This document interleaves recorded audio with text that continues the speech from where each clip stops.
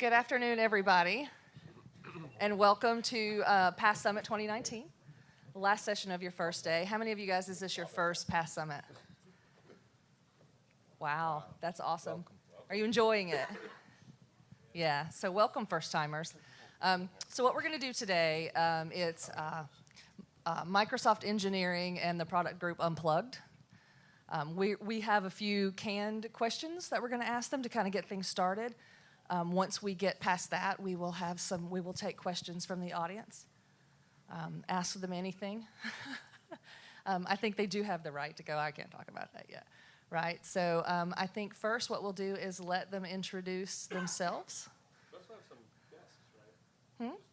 Yes, I'm sorry. So, and MVPs, we have two MVPs on the stage. Everybody knows who they are. Oh, okay. Everybody knows who you are. Hold on. Everybody knows who you are, and everybody knows who they are. So, and Diddy Cherry and Aaron Stellato are up there. They're Microsoft MVPs. Microsoft MVPs actually interact frequently with the engineering team and the product team. So we brought them out here so they could talk about what it's like to do that. So I'm going to start with Slava and let him introduce himself. Hi. Right under the bus, just right under there. Hi. I'm here instead of Rohan, so Rohan couldn't make it. No. I'm engineering director for SQL Server. Hi, I'm Asad. I'm the PM director for SQL. Let's steal that mic. I'm Denny Cherry. I'm a SQL Server MVP. Aaron Stellato, SQL Server MVP. Mike Flasco, Director for Integration and Governance Products at Microsoft. Bob Ward, architect and aspiring hockey player. And he's a big fan of every football team that's not the Dallas Cowboys. Oh, yeah. Okay, so I'm going to start out really quickly and tell Slava congratulations on being named a distinguished engineer this year. Yeah. Thank you. So, can you take a minute and tell the people here exactly what that means? Now, and if you can't, hold on. And if you can't, I will have you hand the mic to Asad, and he gets to brag about you. So it's your choice. Yeah, it's very hard. And like Asad, I think you should.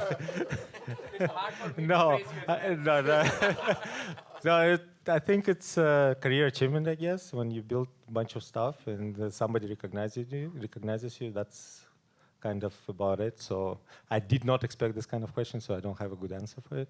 I'll have to think about it. But I think that really it's basically a privilege to be able to work on such a great product and be able to dream together with customers and with the team and deliver on by lots of SQL Server features. I guess that's what it is.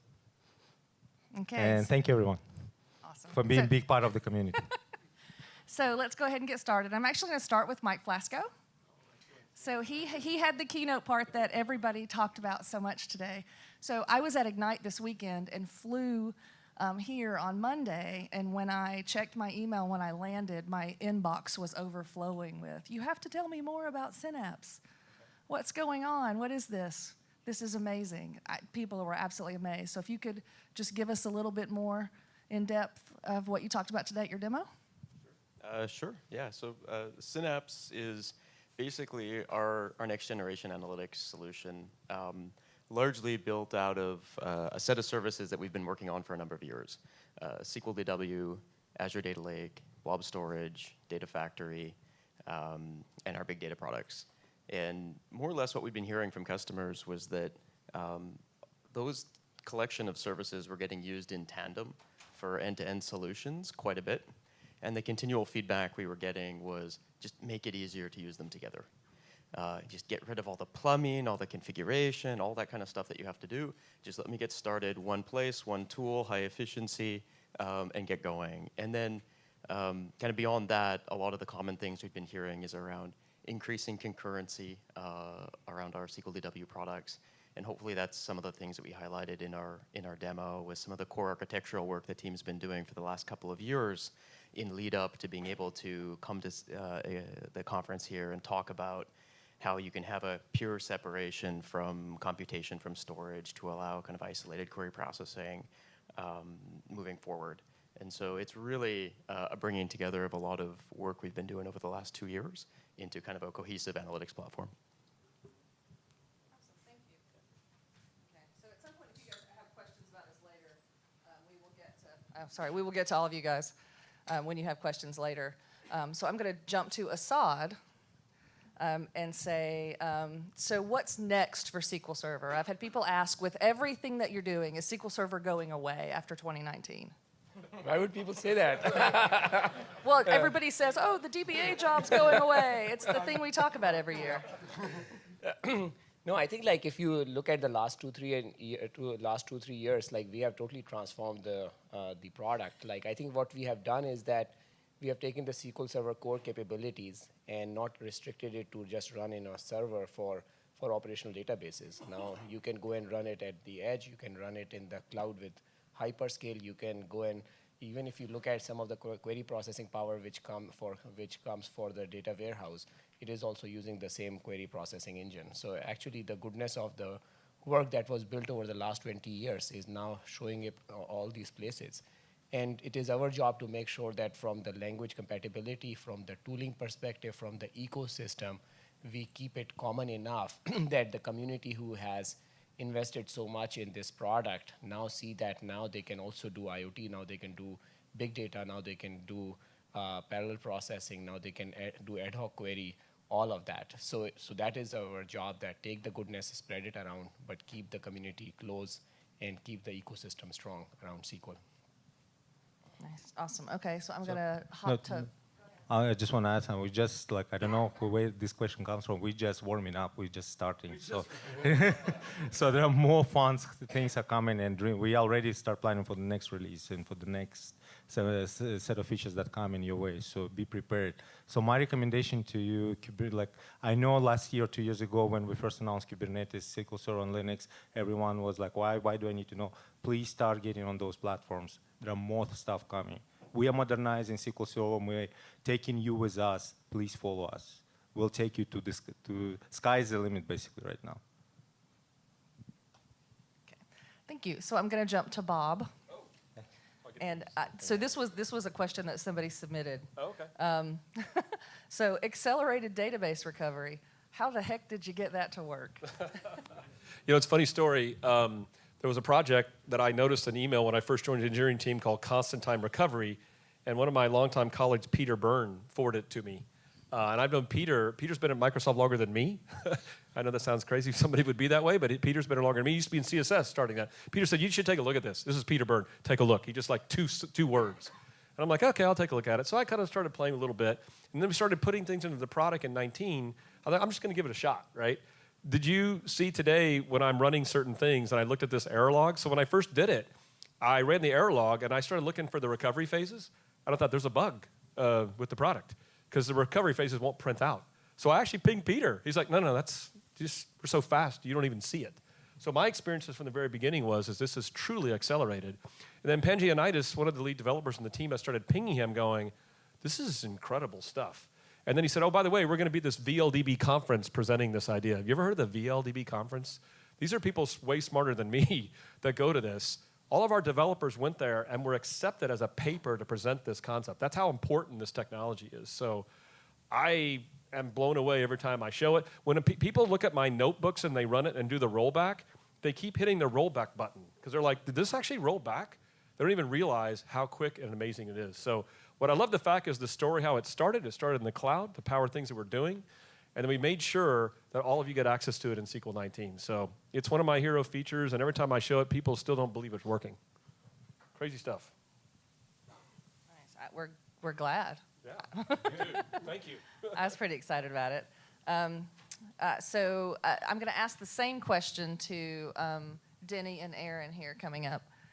And I'm going to ask them to give us an example or tell us what it's like. Pick some example of when you've worked with the product management team or the engineers and what came of it. Like, so what was the end product? So if you don't know already, I'm a huge fan of Query Store. And that started, Connor presented on Query Store for the first time in 2014. It was a preview session. And in 2015, there was a session from Borko Novakovic, who is one of the guys in Serbia. And he came to one of my sessions and talked to me afterwards. And I actually was able to email him directly. He was talking about Query Store. And before 2016 came out, right, in the following year, I was already playing with it and sending him questions. And eventually he said, you know what, I don't know, I'm just going to connect you with the engineer. So I have talked for the past several years with one of the engineers, Dayan, who was responsible for writing Query Store from the beginning in Azure SQL DB and then in 2016. And every so often I'll send him an email with like 4 questions, and he'll reply and he'll be like, I think we need a call.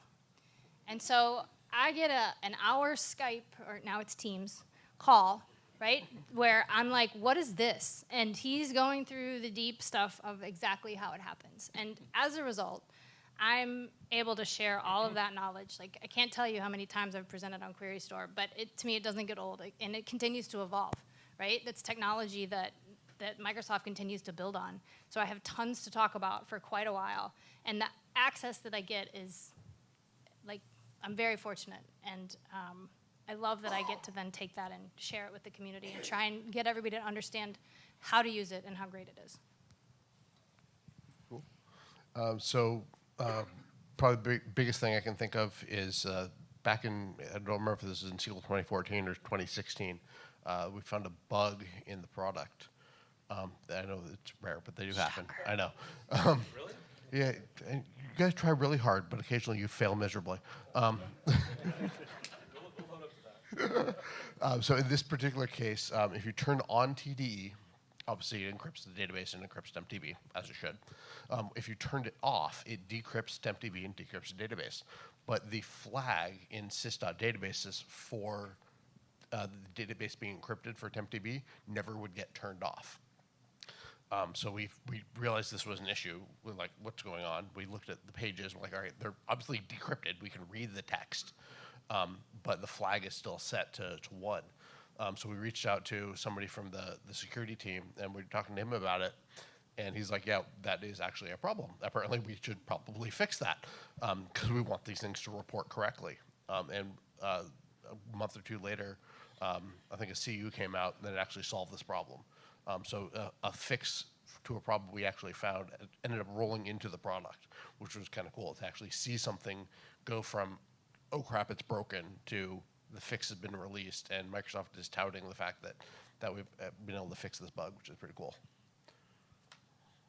I was thinking I was going to ask Erin, how many people does she think have attended a session where she's talked about Query Store? But if you don't even know how many times you've talked about Query Store. I mean, in present and virtual, I mean, a few. Like, Well, no, I mean, she's presented for my WIT virtual group. right. She's So been online for- presentation. So I mean, a few thousand doesn't sound like a lot because there's a lot of people using SQL Server, right? But I'm only one. Well, and then there's also the stuff on Pluralsight. I don't know. As many as possible. I want to say that's one of the benefits of the existence of the MVP program is that because you have these relationships with these people, you get this inside scoop, Yeah, this and- depth, and when are I- able to then go out and reach more people than the product team ever could. Yeah, I mean,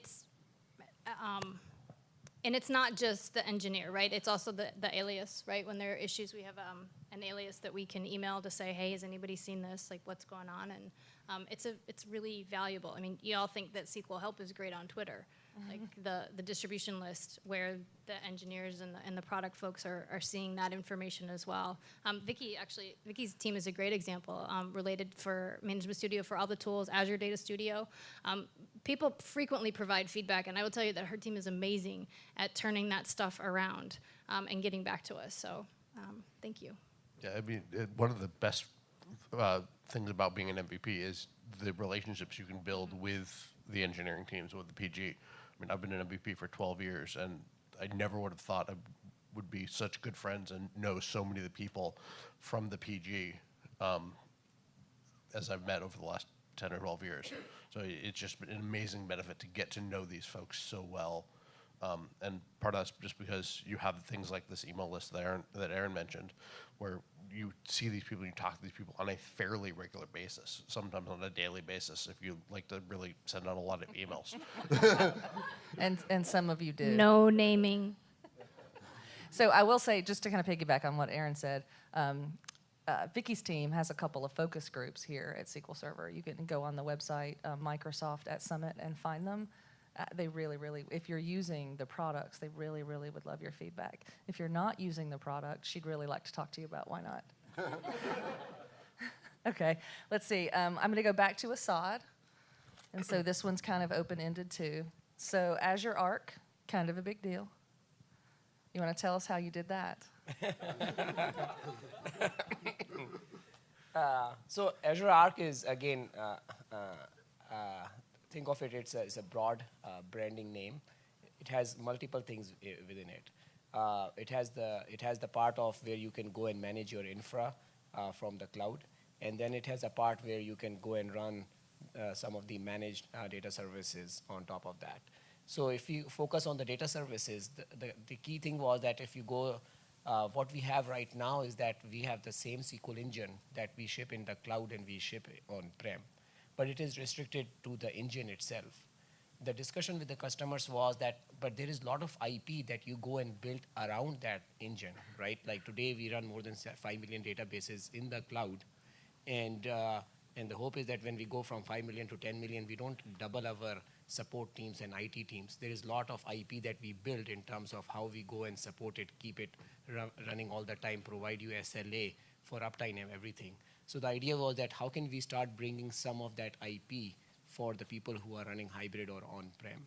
So now you go from not only the engine is the same, but also all the innovation that is happening around it, which is like somebody comes in the cloud and we can set up the database in very quickly. We can set up the AG, we can have the primary, we can have the secondary. When the failover happens, the application doesn't know the connection rerouting already automatically happens. All of that IP, can we come and bring it, give it to the customers who are running on-prem? So that was one fun part of the Arc. The second thing is that once you do that, you also have the option that I can connect to the cloud. And if I'm open to connecting to the cloud, then I also get a common manageability view between my SQLs, which I'm running on-prem and in the cloud. And also now I can go and buy services which were built for cloud, whether it is the threat detection, whether it is the monitoring. So all those services now are also available through this product. And the last part is that now that you are running on a platform which was built and it's the same one which we run in the cloud, now the migration is super simple because now you are already running on a platform which is exactly the same and uses the same processes and configurations and APIs that we are running in the cloud. So migration should be super easy. So those are the three things. One is the bringing the platform IP. Second is bringing the cloud services and manageability. And third is that migration should be simple. And even if you don't migrate, the hybrid should be very straightforward between you, whether you're running in the cloud or on-prem. And I know we have some of the prepared questions, but again, like the idea was to also have the questions here. So maybe if you want to switch back and forth, I don't want. Oh, absolutely. Okay. Hold on. So I have one, two back here. So we're both going to go. We're going to go all the way back here. You really have a question? Okay. Stand up. Say your name, and then ask your question. So my name is Travis Page, and I had asked this on Twitter as well, but I'll ask this to the group here just in case this may get a faster response. One of the things that was announced last year was the introduction of master and MSDB into the availability group for support. I don't see that got added to the feature list yet. However, I know that that's a huge engineering effort. I got kind of a glimpse of that when I talked to the folks at the SQL Cat team last year. Is that something that's still in the works? And if so, can you guys give some color to that? So I'll let Assad answer this question because they let me out once a year, and I might say something that I'm not supposed to say. I can give away too many details. No, it's coming. It's just it requires. So is it officially in the backlog? Yes. So Bob is correct. So we already have it in BDC, and have we announced how it's named? It's in big data clusters right now. Yes. So if you do HA option of big data Yes. clusters, we So, actually do system AGs. So last year we called the system AG. There is a better name coming, and that's why I don't know whether I'm allowed to talk about the actual name, how it's going to be named. It's beautiful. It's coming. We just need it. The reason we could not release it right now is because it required more testing, because BDC is more a closed environment. So we could we could test it better. Now we have to test it in the wild where there is no Kubernetes clusters or Windows clustering. But it just required a little bit more testing. Because now we will support, actually, I'll give away something. So in the past we said system AG is going to be one. Now it's going to be multiple system AGs. So not going to be more than one system AG. And that's why it requires more testing. I just realized the questions I'm going to get for the next couple of months now. What does that even mean? My name is Jeff Taylor, and my question is along the same line. Static data masking, that was supposed to come out. I was really looking forward to it. We've been doing manual static data masking since 2005 at least. And why wasn't it included, and when will it be included? We need a meet here. We need some help. So sorry, this question has been raised today a couple times. Amit is right there, I think. Do you have an answer? No. He's been Hold hiding. on. I will take Amit the microphone. Would you like to answer? Because I'm going to make this so awkward if you don't. How did you even find him? Oh, look, I can pass the buck. So I wasn't ducking well enough. So yeah, we had to, I think if you went to the documentation, you'd see that we had to pull it out from previous CTP because we just weren't happy with what we had put out there. So there's some additional work like Stav was saying and Bob was saying for contained AG. That's the feature that we call for system and user databases and availability group. So we have some work to do there. We're thinking about how we actually do that and give it to you guys where you don't have to still use your custom stuff for static data masking. It would be horrible if we give you something and then you still have to go back to that. So we're trying to make sure that we do the right thing and get to you where you can put it in production. Actually, I want to add to this. Amit just gave out the contained AGs. So if you think about the reason, like we had to do more testing. Remember there were contained databases that did not deliver, they had limitations. We actually went back and rethought this, and we're actually now working on contained AGs, and that's why it's taking more time. Okay. So I have one question here. Thank you. Hi, my name is Carlos Lopez, and I just wanted to ask when is Active Directory integration will be integrated for containers?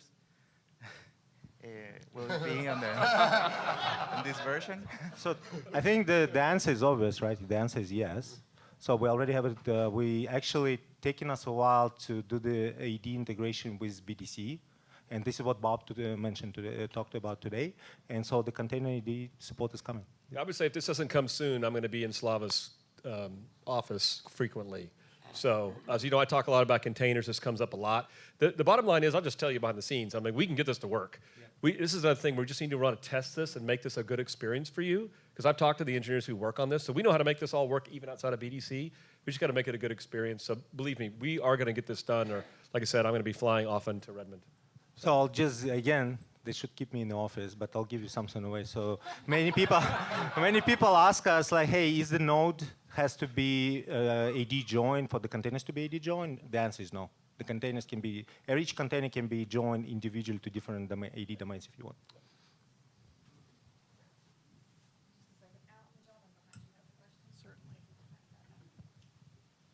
Hopefully an easier question for Mike. Give these other guys a break. Paul Andrew. Mike, how do you see the pricing working for Azure Synapse, given the abstraction it gives over all the components you mentioned earlier? How are you going to charge me for my sins? That's not an easier question. You need to work on easy. It's a good question. And it's something where I don't think we're at a spot yet to talk through that. But we're working through a number of different models right now.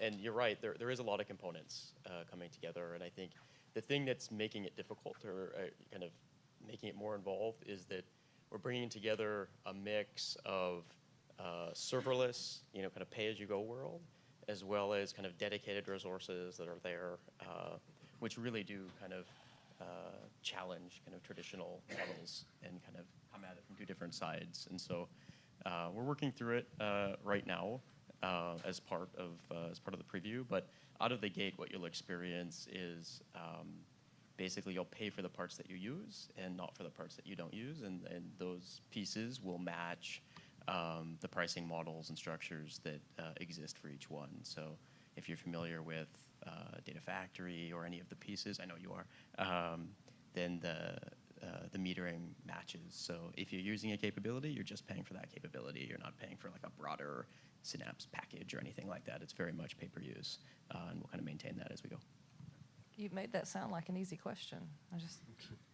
You did. Thank you. Hello. We've been with SQL Server for 23 years now, going worldwide, and very aggressive deadlines here of putting our ERP solution in pretty much every country in the world that we operate on. On top of all of our business requirements, so one thing that I would like to sort of bring to the attention and maybe see if there's any more emphasis on this is that the workloads that we have are obviously growing in data, size, users, much more demands, EDI connectivity to our solutions besides the users on top of it. So performance is always, the issue inside here. What we've been finding is that I don't think there's enough attention that's being spent on the legacy workloads that have been there before. And then with new versions of SQL, all of a sudden there is really severe regression, performance degradations that are going on inside there. And I mean, we're talking the things that would take, minutes to run, now taking hours to run. Same code, not changing. And basically with our aggressive deadlines, we just cannot keep on rewriting code that was working before just to get it to perform with the next versions of SQL inside here. A good example right now is table user-defined functions. We use them heavily. It was very nice. Now with the latest versions of SQL, they don't perform well at all, right, inside here. Just want to say, is there any attention that's being spent to basically deal with the legacy workloads to make sure that we really are improving and not degrading inside here? Okay, I'll take this. So on the positive note, so sorry for you going through this trouble. So we definitely need to figure out how to address it. I do have a positive news, good news for you. I hope. Is that as more and more customers migrate into Azure, we start seeing these problems. Customers seeing. So in the next semester, in the next two semesters, so next year, believe it or not, we're going to be closely looking at the legacy workloads. We're going to be closely looking at the fundamentals of SQL itself, and making sure that as the hardware scales, as the legacy workloads get consolidated on the newer versions of SQL, that their performance is not degrading, actually better than it used to be. Having said that, it will be interesting if you can reach out either to me or to Amit, or to Assad for that matter, or to Bob, and describe your cases. We're very much interested, so we can try to simulate your workloads in-house and make sure that going forward, we don't introduce these specific regressions. And to be clear, when you talk about new version, are you specifically saying the new cardinality estimator? Yes. So if you stay with the old CE and you go up, well, so you use the trace flag, and if you stay there, things are fine. Okay. I guess one of the things that I tend to think about when I look at the cardinality estimator, quote unquote, old and new, is not necessarily old and new, but two different ones. And it's possible, right, that your workload for the time being works better with that one. And maybe that's what you stick with. And so I guess I see a lot of folks who think that because they upgrade, they have to go to the new CE. You don't have to, right? They've made it so that you don't have to. But that's why we want you to test to see if that's ideal. And by the way, this is actually really good feedback. Instead of hiding this under trace flags, we can actually make it as a feature, like have a two Well, different to be clear, CEs. you don't have to use a trace flag to use a legacy, right? Yeah. It's a database scope configuration now, Oh, so you don't even have to do better. that. But I would also say this, and the team is pretty passionate about this. We even want to fix that. So I have a personal mission. I don't want everybody to have to run always on that, and you're going to have some workloads, by the way, that are just going to require that because of the nature of what we built. But if you're saying your entire application is just busted because of the new cardinality, we just got to fix that. So, like, you should just email this guy named Bob Ward at Microsoft.com, and I will light fires under all this team to help talk to you because I'll put my support hat on. That's just busted, right? But I agree with Aaron. Like, if that works for you right now, does that help you move forward with your ERP project? Because I'm just worried that you're under a deadline. We have our deadlines of business requirements of where we have to be. Right. In the commercial business, the business is moving forward. We can't wait. But if you use legacy, does it let you move forward without rewriting code? But I mean, email me because we don't want you to not miss your deadline, right? I'm serious. So I mean, I'm not suggesting Bob knows I can. people. Yeah, just email. I mean, I'd like to know more about this, but if you can use legacy and it helps you move forward and not miss your deadline, we want you to do that. If we have to go figure out why this is a problem, it may be difficult, right, to not miss your deadline, but we don't want you to miss business deadlines. We don't like that, actually. And you're a long-time SQL customer, so you've been using it about as long as I've been around. So, yeah, we'd like to help you. Anyways, that's my take. Yeah, this is Thomas Thatcher. We have a very similar situation. We're an ERP system as well. We've been using SQL Server since '97. And we have that same issue with the cardinality estimator. And we use the old cardinality estimator, and the system works fine. But we have our customers who have some very smart database people and like, why can't we use the new one? And we're trying to come up with a good answer. Is there anything you can tell us that we can tell them? It's like, well, the Microsoft people said use the old one until we get it to Azure so we can address it, or I'm sorry. We need PR people here. I'll defer to Assad. One thing I did like is that you said, the more of it that gets to Azure, I'm assuming you have analytics that are there so that you can really start to track it. Yeah. Is there anything we can do on an on-premise solution? Because all of our databases for all of our clients are on-premise, where we could start tracking that and help you. Yeah. So unfortunately, right now the answer is no, not yet. But I don't know if you start looking at where we put in the dots across our offerings, right? If you thread through, you will notice that we're actually gonna start getting the same features everywhere. Analytics collections is everywhere. So yes, eventually you will get there, but not tomorrow. That's the sorry, but it takes time. Okay. Who else has a question? Oh, good. It's like right here in front. I love this. Hello, I'm Cody. You've had quite a few problems this year with your cumulative updates where you've had to pull them or introduced major bugs. One in particular was that the function you used to determine whether a backup should run on primary or secondary had stopped working and would crash, which would seem to tell me that you don't have AGs in your test suite, or you don't do backups on your AGs in your test suite, and it's a little worrying. So what I wanted to find out was, what are you doing to make your cumulative updates better, and do you have a AG and backup solution in your test bed right now? Okay, Paul, I take it back. That was an easy question. I guess we can have a long discussion, because now I don't want to go and create a picture of doom here. But if you can imagine, the engineering systems that we are transitioning as we speak are extremely complicated. And the amount and number of products that we need to support outside Azure, inside of Azure, and the test collaterals that we need to run against it, Tobias is smiling. He knows like what it's taken us to put test collateral that we have against SQL Server on Linux. It actually took us probably 10% of work to make SQL Server run well on Linux. It took us probably 90% of work is to actually enable test collateral.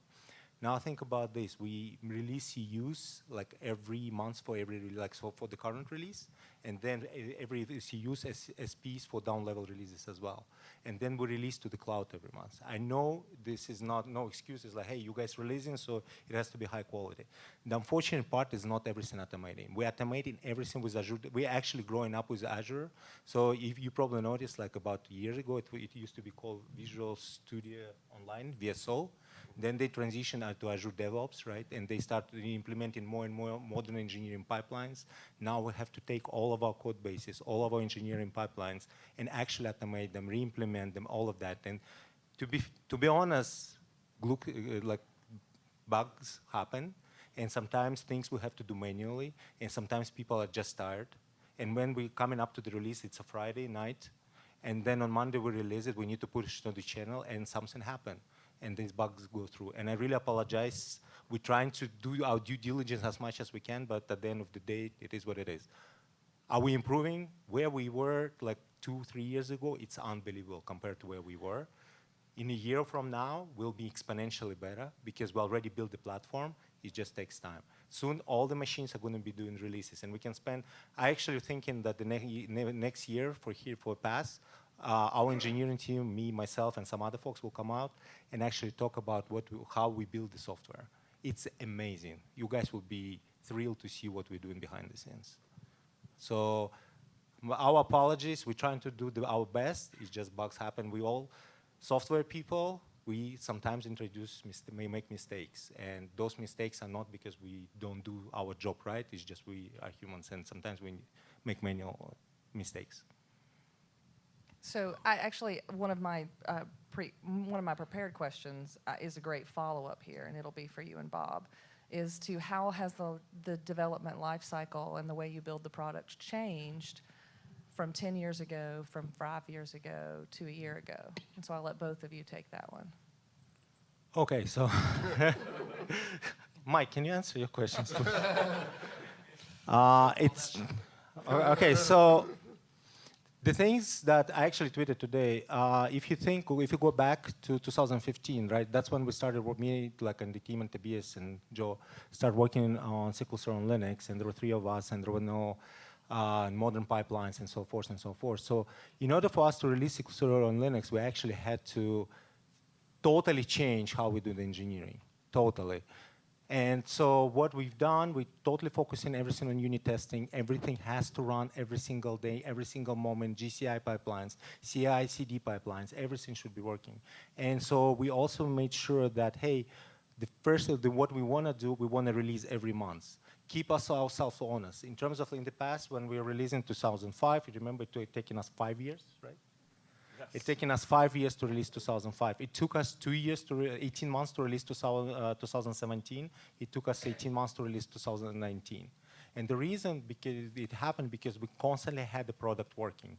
We'd rather go making incremental changes, learn from the customers, but we put a very high bar for ourselves. Every month, the release has to come out. The only time we don't do the release is in December. But guess what? The machinery for the release still runs. We just don't publish the release. We don't give it to you. But the machinery behind scenes is still being executed. So the things change. We're moving at faster pace, but now you can imagine we have 40, 50 million lines of code. Those things we have to build, and we have almost 1,000 engineers working on that code base, checking in the code. I mean, we operate on totally different scale, so we have to be agile. We have to be very fast. Lots of things has changed. So yeah, so like probably next year we'll talk more about our journey, and you will be probably liking it. I'll throw in a couple of observations. Since I used to be in support, working with the product team from a distance and looking at the product and being on the front end of it, there's a couple perspectives. One is just, as Slava said, the speed in which now we can release SQL Server. Because I was around when it would take so many years to release things, and I was reviewing for supportability. But also the fact is, when I was first working with the product team, we had like an army of a test team We literally had this entire thing called the test organization, right? That's how I first even started talking to the product team. And because of the automation, we don't really need that as much. In fact, the concept from folks like Slava is pushing the devs to be involved in that and seeing the problems firsthand. And the other thing that I would add is adding the customer experience. Aaron just reminded me of making this comment. There's this colleague of mine, this guy's name is Bob Dorr. Maybe you heard of this comment? Like, he's the smarter Bob of the Bob SQL twins. And like, he's the person where I get on a whiteboard, I'm like Penny for the Big Bang Theory. I'm like, hey, slow down, I don't understand you. So Slava said, I need to hire this guy because this person has embedded into their test cycles customer experiences. Bob took his entire 20-year, 5-career at Microsoft of all the things he's broken over the years and customer workloads, and Slava literally says to him, we're not releasing until you say I can release the product. So we don't just have automation, we have customer workload experience automation. We presented to the MVPs, Bob presented to them, they were blown away what he has infused into this test cycle. So I don't know, the nickname for Bob and the product team is the Kraken. And so Connor laughs. Connor Cunningham will tell a junior developer, like, do you want me to release the Kraken on you? And they're like, what do you mean by that? And I said, okay, I'll release it on you. So they started me with Bob Dorr, and they're just blown away what is required to make sure that their product is ready to go. So that's just kind of my observation. Yeah, and we now we can release, like in the current product, we can release every month, by the way. Like that's what we do in the cloud. If we like, this is where the concept of evergreen SQLs coming up, where we will be able, is it Azure Arc? Like be able to deliver SQL instance or evergreen SQL on Azure Arc pretty much for you every month as we deliver it into the cloud. It's up to you whether you want it or not, but that's how things changed over the years. All right, I have a question here. My name is Fabiano. The question is regarding persistent memory, and then has an Azure perspective and vision of it. Would we expect, I know there are some challenges like to use in a virtualized environment, but would we expect something like a fancy option to store the data into a persistent memory and then be able to use it inside a VM with SQL or something like that? So how is it Microsoft looking at the hardware improvements and thinking how to use it in Azure and make it available to public? Okay. Okay, yeah, so persistent memory here to stay, and it's the future. And we started heavily investing into persistent memory about 2 years ago. Like, even though right now in Azure you can not get it for general availability, I'm sure in the upcoming future it's going to be there. We will continue heavily investing into modernizing the engine for persistent memory. I mean, the key being is that the engine and the foundation is what we're building. We just did a talk with Intel. I just did one here right before this. So if you were in that talk, you saw the foundation of what we're building. I guess the question is going to become is about cost of goods sold. Like, how do we actually put this into a monetized way in the cloud where it makes sense for this to be on scale? So we talk about even a virtualized environment. This actually can be recognized in a VM, persistent memory. So our engine just looks at OS APIs to make all this work. I think the thing you should have confidence in is that since the core engine we've built in SQL, like SQL 19 to recognize this is also in Azure.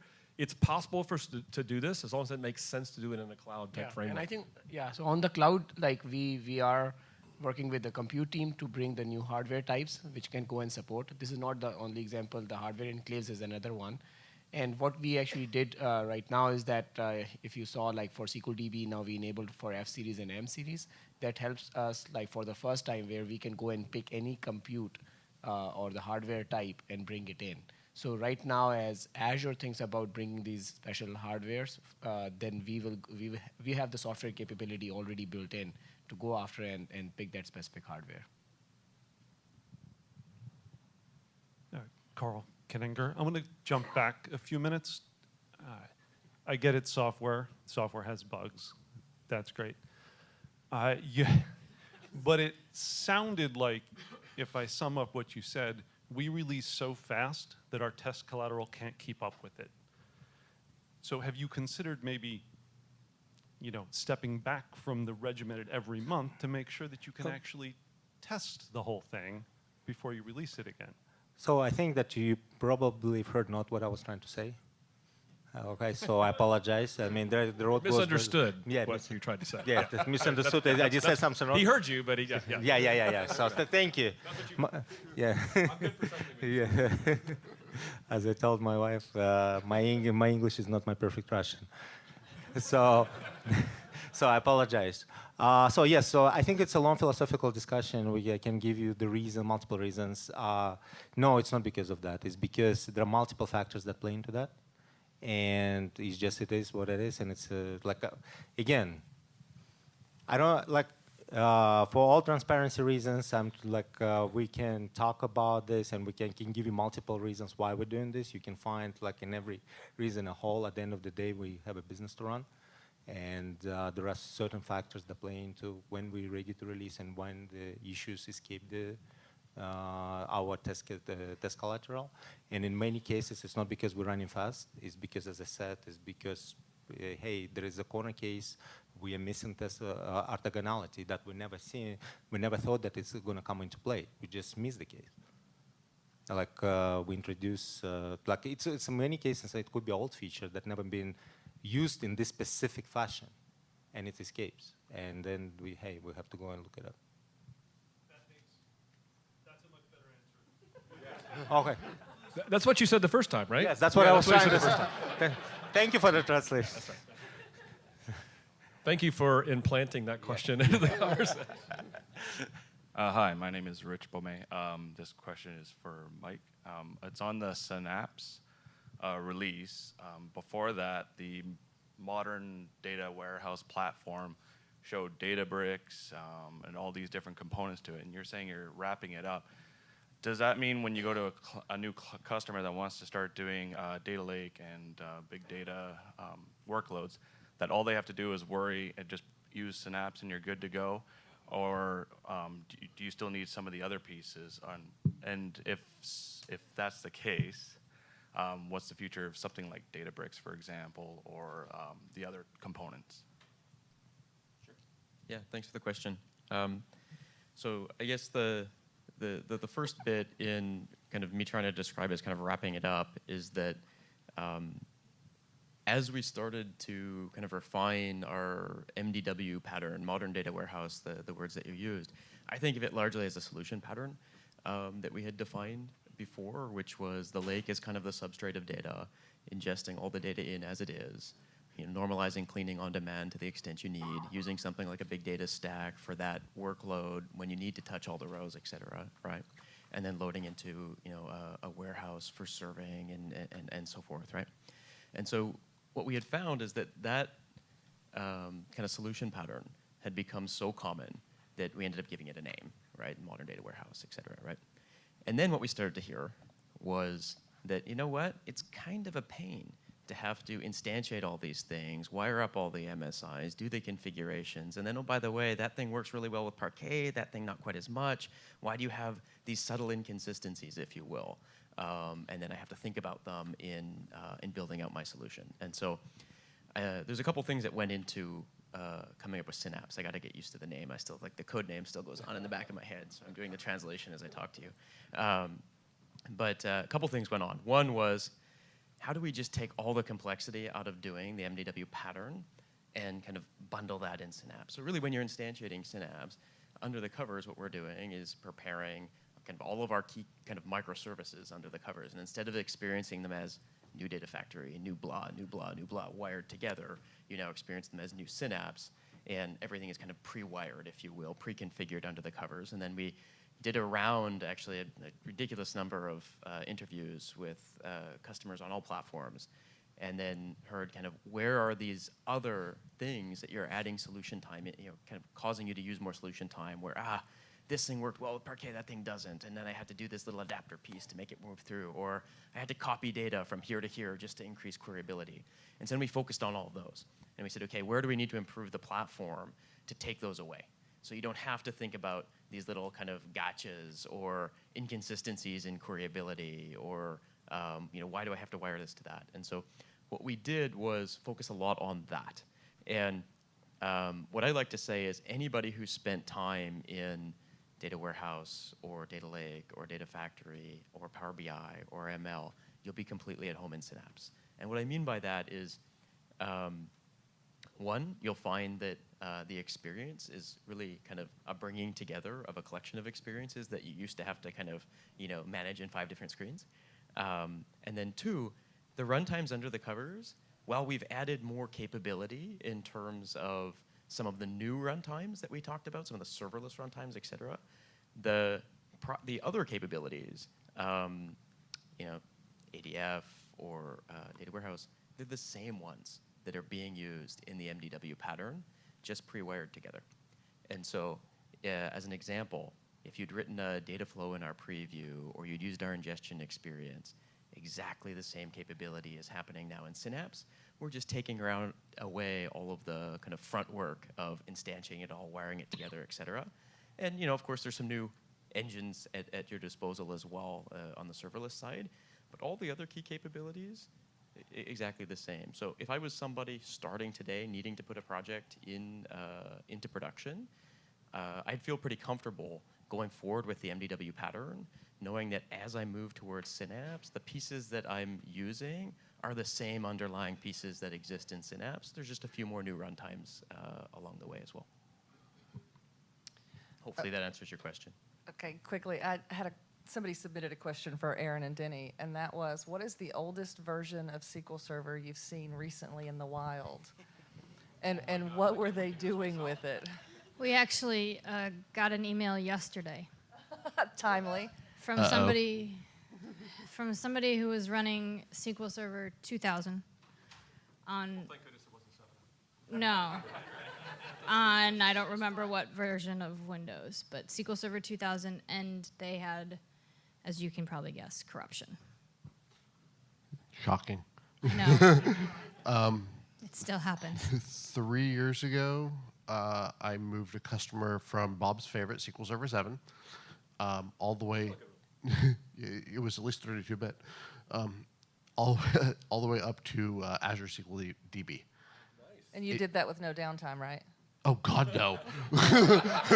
There were like 7 upgrades involved that had to happen so I can move the stuff. Come on, Denny. Come on. Just to create the DAC pack to move to SQL DB. Yeah. I don't think we have anybody on 2005. We still have customers on 2008, 2008 R2. We've upgraded a fair bit this year, but there's still a fair bit out there. That said, every time I go to a conference, I always do a show of hands to find out how far back we go. So let's do that really quickly here. Okay. Yeah. All right. So this week. So first question: anybody already upgraded to SQL 2019 in production? It's been 24 hours. What? All right. We got one brave soul. Oh well, David Klee raised his hand 2 brave too. souls. Thank you. All right. 2017. All right. Good chunk of the room. 2016. Are you using Query Store? Say yes. You're great. So yeah, this is your exercise of the week. Besides walking around the convention center. So 2014. Third of the room. 2012. A little bit less. 2008 R2. More. Yeah, 20%. Yeah. 2008. A lot less. Yeah. It's only a dozen. So so that was 2008. So 2005. I was gonna say, I love the guy over there who just hasn't put his hand down so yet. it's about 6 or 8 people. No, you got like 10, 15. Oh, 2005. So 2000. More hands are up. Wow. Whiskey night Wednesday whiskey night, isn't it tonight? No, I thought it was Friday. Okay. You people all need it.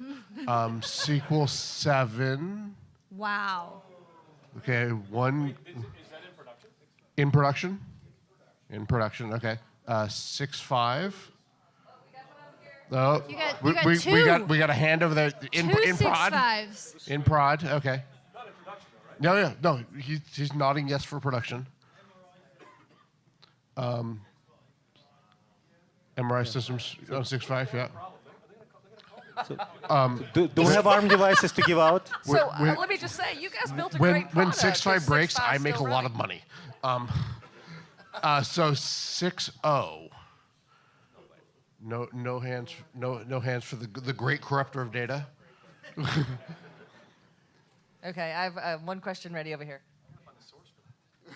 Hi, I'm Andy. I have 2 quick questions. Can you describe some of the limitations on the storage for managed instances on why it's stuck at 8 terabytes, as I understand? And also, will Service Broker ever see any love again? Oh, where's Jonathan Cahias? He would have loved that question. Like making the extended events target Service Broker, Bob Ward? So I'll answer the second one. Yes, anything can happen with Slava. So if we see enough, and I was on the regional 2005 team, right? So I love Service Broker. I just didn't get the chance to get around this. But I think that, especially with X events as a target, in fact, we talked about this. We talked about this 3 years ago. We actually had it working to a certain degree, but we never released it. I apologize, but yes, so I cannot promise anything, but anything can happen. Don't forget, everybody out there uses Service Broker. They just don't realize it because database mail, or SQL mail, sorry, requires Service Broker. It uses Service Broker under the covers. So Service Broker is incredibly heavily used. Just nobody realized it. Why are you looking at me? I'm not. I'm looking past you, F the nice gentleman. Bob's just in my way. Bob, I believe Bob feels guilty. That's what that is. Yeah. So for the managed instance 8 terabyte limit, again, that is the attached disk that we support. We are working on the hyperscale option. That is, we are currently working with a handful of customers to test them out, and the intent is to just launch the hyperscale for unlimited storage. For MI. On the DB, it is already available. For MI, we are working on that. And again, from the design perspective, the thing is that we have to figure it out how we launch the page servers, but still keep it secure to your rings. So that is the work which is taking time, but we already have some customers, so I have the confidence it will come soon. Okay, so while Assad still has the mic. So can you tell us a little about the business decisions that went into moving features from Enterprise Edition down to Standard Edition? Yeah. So I think, like, again, SQL is such a big product in terms of the market and the customers we target. So it's not unusual that we have these separate SKUs. The guiding thing for us is that we try not to break the APIs for application compatibility so that you can go and move between the two. The other thing which we have recently done is that we are trying to move most of the security features into the standard because that is becoming a table stakes when it comes to them in the market. So we don't want people to be on standard but then have not be able to take advantage of the security that work we are doing. But other than that, like, it's the typical business planning as you would expect, which is we look at the market, we see the demand, and again, it's always a balance between, like, not leave enough money on the table, but at the same time make it attractive enough that people can go and use it and be competitive in the market. So I'll just add, and I'm going to put Amit on the spot here. Amit's my edition guy. But I got to tell you, this decision for TDE was not taken lightly on the team. And I saw the old internal emails. It was all based on your feedback, I'm telling you. People just beating us and saying, why could I not get this in Standard Edition? And then the decision for accelerated database recovery is an amazing story because our team internally, especially a lot of us that work a lot with customers, said, you have to light this up for standard. I realize it's an amazing performance-based type thing that feels like enterprise, but this is game-changing for every database on the planet. So this is our internal team, and again, especially myself, folks like Amit, folks that came from CSS and PFE and CAT, getting together with engineering saying, you got to do this. You got to put this in the product. So that is part of the decision as well. Absolutely.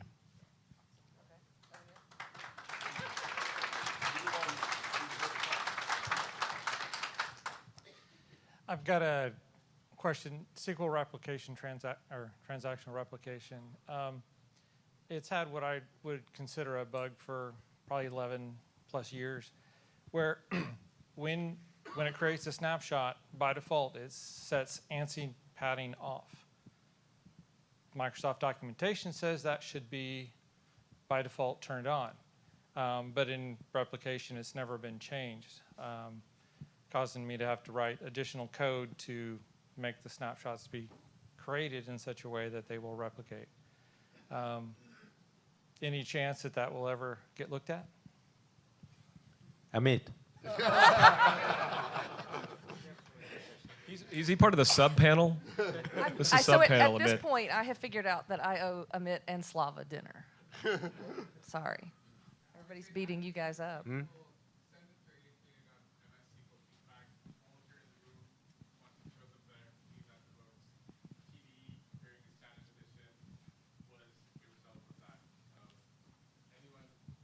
AKMS. aka.ms/SQL feedback. So what he essentially said there was the reason they changed TDE is that everybody provided feedback for it. You guys asked for it. So he's... I don't remember if that's like one of we said it was a design thing or it's by design type thing. I'm not sure if that's what we said. I mean, you called it a bug, and I get it. But do you know if that's one that's been submitted and voted on or anything? Or? I do not remember. Okay. Okay.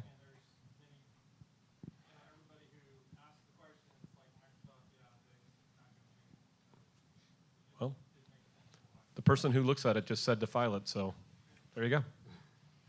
Nice. Okay, over here. Cool. Hi, David Klee here. With the announcement of Arc, what's going to happen with Azure Stack? Dun, dun, dun. Well, don't ever put your boss on the spot. What a stupid move. So the way we are looking at it is like, think of it that Arc is more of a software layer for running the hybrid services. Now, that is one extreme of the hybrid, which is running the software as a stack and gives you more flexibility in type of the OS you can bring and the hardware and the Kubernetes distribution. Then as you move towards the right, we are working very closely with the stack team where they are saying, okay, we can give you more control in terms of the hardware, the storage, and the capabilities they are deploying, and the experience should improve further. And then as you go and move further towards the right, then that is where the public Azure data centers come. So for us, these are the 3 click stops. With Arc, we wanted to reach to the customers who were limited in terms of, no, I'm not going to buy your hardware or your whitelisted hardware, and I'm not going to buy into the type of the networking and the firewall setting you are pushing me for. So Arc is about like now we are able to tap into a much bigger customer base who wanted the cloud services, but were limited by that. But our goal and our aim is that as you move from left to the right, the experience, the reliability, and the manageability should increase. Sounds good. Given the pushback that we see with the hardware that you have under Azure Stack, I think this is awesome. So thank you. Yeah. Okay, thanks. Who else has a question at this point? Oh, Aaron Bertrand in the back. Bob, how did he sneak in here? I brought him. A Patriots fan is allowed in here? How's that possible? Wait. I didn't know that. All right, so Aaron Bertrand. I want to say thank you for moving TDE into standard. Inline scalar functions, awesome. That's in all editions. That's great. ADR, same thing. There has been an ongoing, not feud, but a lot of conversations over the years about standard editions memory limits. And I would really like to hear some, not a promise, but at least a hint that you're going to investigate the way that the hardware has changed. The hardware is going like this, and it's hard to find a server class machine that only has 128 gigs of RAM. And I feel like that should be scaling up with the types of hardware people are buying and are able to buy today. And there was a great idea on the DL, so I can't claim this as my own idea, but why not make the buffer pool limit, at least, in standard edition be a function of the number of licensed cores? Amit? No, seriously, this is a bit more like business questions. I think that Asad and Amit should answer this, but at the end of the day, I think the team is looking into that. Would you like so the like mic, to your like, hey, can we promise? So we're looking into that. So at the end of the day, there's a limited amount of time when we have to freeze down on our additions. The number of features that we actually introduced in standard, that was about the time when we had to cut off and say that this is what goes into SQL 2019. I think we heard the community loud and clear that 128 GB is not sufficient for certain server class machines. That's something that we would look into. We're not promising that we're going to increase it, but definitely we'll look into. One of the other things that came up is, if we could have like an eval thing for standard. That's also the reason I asked, is not because I wanted people to stop asking me that question. I just wanted to see how many people in the community actually wanted that and thought that was a valuable thing. So again, go to aka.ms/SQL feedback, put that in, and we will definitely evaluate it. How many people in the room run standard edition? How many people that run standard edition are hampered by this 128 gig limit? Not as many as I thought. Aaron, I'll just throw in, it's not going to answer exactly what you asked for. We just did a demo with Intel in the meeting before this. So hybrid buffer pool, the persistent memory that exists is not part of the limit. So you can actually use persistent memory to extend the limit of standard edition. Cheating. Does that void your warranty? It works. We just did a demonstration with HPE on it. We just showed a demo that HPE's launched, and it gives pretty cool performance. I'm just saying that is one option for you. That doesn't address exactly what you're asking Amit for, but it is something. And just to confirm for all of you, the best feedback is through, I say user voice still. Is that? Well, we just created a shortcut. It's easier. Yeah. aka.ms SQL feedback. Right, it used to be connect, right? It's the same place. It's all the same. And I sometimes think that's not utilized enough by us as a community. You need to log in and you need to vote. And every time I do a session related to Query Store, I have a list of what I want to see next, right? So, and I have a blog post that's here's what I want. Here are all the ones that exist, so you can easily just go click on it and upvote it, right? You want to use a Query Store on your replicas, right? There's something out there for that. Go and upvote it because that's what bubbles up, right, to them. But that's why you joined the panel. That's why you guys are in here, right? This is all planned. Okay. I was asked. So my name is Tayeb. Just a comment, someone said that how can we monitor on-prem SQL servers now because all the intelligence is in cloud. So there's an agent you can install and send your data to Azure Monitor called SQL Server Diagnostics. So we run on all our on-prem just for 7 days and gives you some cool feature that you can use to make some adjustment. Just a comment. This may be not for this panel, but on East US 2, you guys had a lot of capacity issue in last few weeks. So is that something you can make a comment? Because we have scheduled, scale up. Those failed with our warehouses and caused us some business issues. So. Yeah, so again, the question is much broader because the capacity issues were not only for the SQL, but the capacity we had in that data center. And I'm very aware of this one. What I would say is that for some of these regions, like again, there is like we do the planning in terms of how fast they grow, and if they grow faster, then again, like there is a physical limit in terms of we have to bring in more machines. What we have done for this region is that we have more moved into the whitelisting model, where like we are working with the enterprises and we coordinate through our managed accounts and the field, and they are able to bring the request and say that this is a customer which requires more capacity, and we are able to give in some of the cases. I'm smiling. I'm assuming you have already tried that path. Okay. So and it is. Maybe like you can email me offline and I can follow up on that to see why the request did not go through. Sure. And our problem was, our express route was set there, and we have it here in US Central, but our business is in East Coast. Yeah. That's why our DR side is Central, not the primary side, because all our customers, we are connected to offices in Boston. That's why we choose that express route is set up, and we did get some love from the TAM and other, but not the way we wanted. Okay, no, we can follow up. And again, if you have set up with the express route, then it's a very valid case because obviously that cannot easily be changed or it's a lot of investment to start with. So yeah, we are aware of the capacity issues. We can take one-off cases and then give you more capacity. So one thing I'll say about the capacity issues, when Microsoft is building these Azure data centers and having to upgrade them, they have run into some very weird capacity problems that we probably have never even thought about. So back when the UK data centers first came online, they were not expecting them to be as popular as they became. And so I was talking to somebody at Microsoft, and he told me that they hit a very interesting problem when they were trying to add lots of servers to these data centers. They could not add the equipment as fast as they wanted to because they couldn't get the concrete to dry fast enough. So that was literally the problem with capacity for a little while, was they couldn't lay concrete and let it cure, because you can't build the building until the concrete cures. Otherwise, it sort of sinks into the concrete. So these aren't things that anybody would ever think would be a problem as you're trying to scale these things out, because who the hell has to pour concrete to use your data center? You just rack servers and go. But apparently when you have acres and acres of hardware for your cloud, you have to like pour concrete. And so you can get some weird problems that most of us never have to think about when we build stuff up. And that's probably some of what some of these weird things can be. Okay, so quickly, last question. And first I'll make a statement, and I'm not 100% sure if I'm supposed to say this.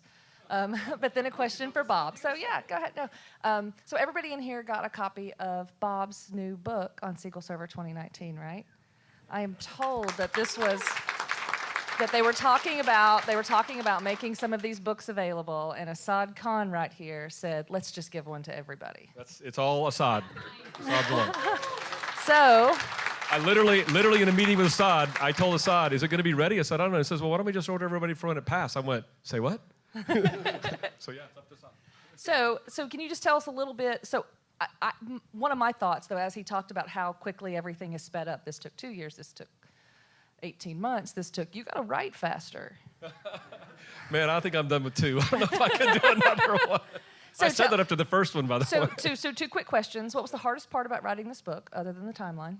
Yeah, the hardest part was making sure that I actually included as latest I could everything that's in the release as we're building the release. So I literally, I'm not making this up, I wrote half the book in about 2 months. And I did it everywhere on the road. You'll see in the book in there, I wrote it like a hurricane's approaching where I was in Charleston and so forth. So that was really the toughest part, was making sure that as much as possible, I included everything that was going to be in the GA release.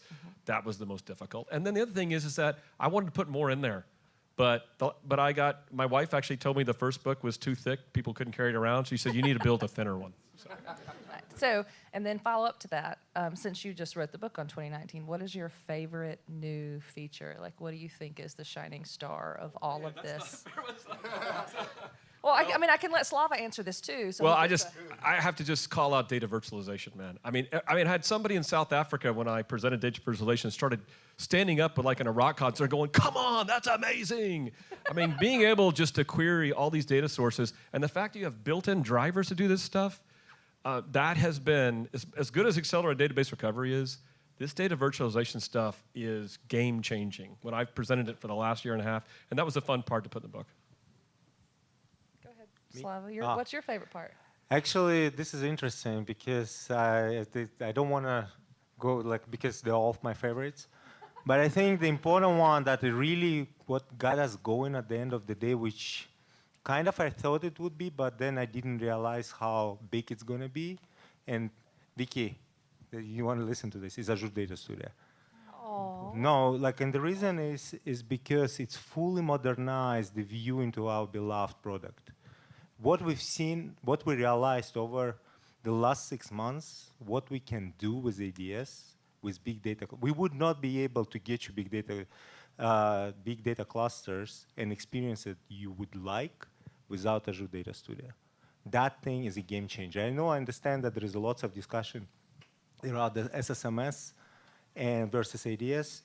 At some point, we internally in the team, we actually came to a conclusion that we built one set of tools, and we actually talked about this at the MVP, and we are fully committed to create the seamless experience between SSMS and ADS. But at the end of the day, if you haven't tried ADS yet, you haven't seen our troubleshooting guides. Those things are what propelling SQL Server to the next level of modern experiences. And I'm really today I went to Vicky's sessions, but that's I've listened to that session, I think 4 or 5 times already. It's my favorite. It's like music to my ears. And I'm seeing, I saw how packed the room was with people and how many questions we got. I mean, that thing is amazing. And thank you, the team, and thank you, everyone. Yeah, Vicky. I would add that as a testament to Vicky's team, when I show notebooks around, that is transforming everything we do. First of all, thank you, Vicky, as a demonstrator. Notebooks has saved my life. So thank you. And so to add to this, we have to actually transition our DevOps right now on top of ADS for lifecycle tooling. And converting, we right now have these OneNotes, like where the engineers have to go follow this OneNote thingy. We're actually making them into live TSGs, into live notebooks inside of ADS. So we're making ADS to be front and center for our DevOps. Okay, so we are at time. Thank you all very, very much for Thank you, attending everybody. today. Thank you for your great questions. Thank the panel for coming. I really, really appreciate that you guys did this tonight. So thanks.